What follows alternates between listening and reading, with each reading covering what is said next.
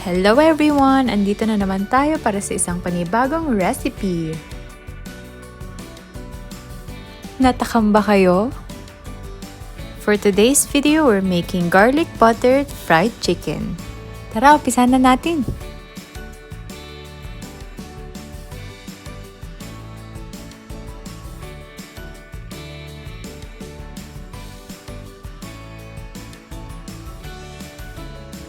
Pagkalagay ng marinade, ihalo lamang ito at i-rest ng 1 oras. Ngayon, gawin naman natin ang butter mix.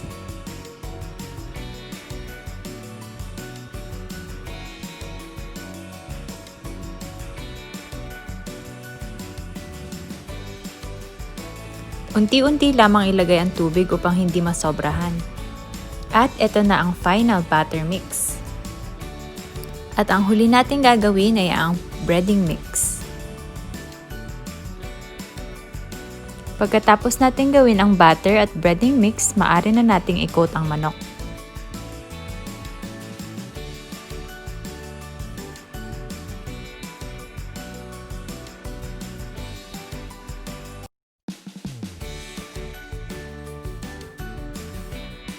Habang nagko-coat, maaari na tayong magpainit ng mantika. At maaari na magprito.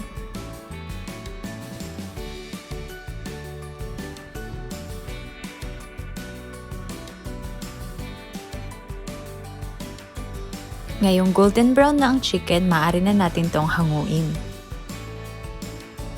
Ulitin lamang ang proseso hanggang matapos ang pagpiprito. Pagkatapos, ito na ang kinalabasan, mala Korean fried chicken. Para naman sa sauce, gumamit muna ng mantika sa paggisa ng bawang. Pag nagba-brown na ang bawang, maaari nang ilagay ang butter. Hindi natin inuna ang butter dahil madali itong masunog.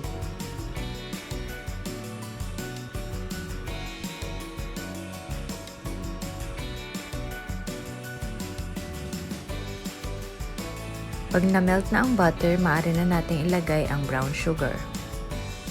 Haluin lamang ito. Pagkahalo, maaari na din natin idagdag ang banana ketchup.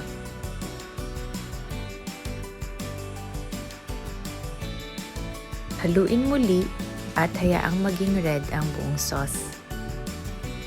Ang sauce na ito ay light lang, wala itong flour na pampalapot. At ngayon, maaari na nating i-toss ang fried chicken.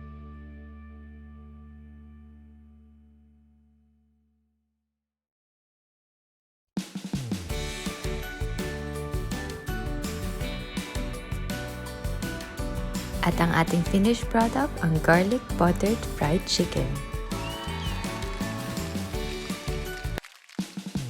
Thank you for watching. Please don't forget to subscribe and give it a thumbs up. You can also follow us on our Facebook page and on Instagram. Cheers!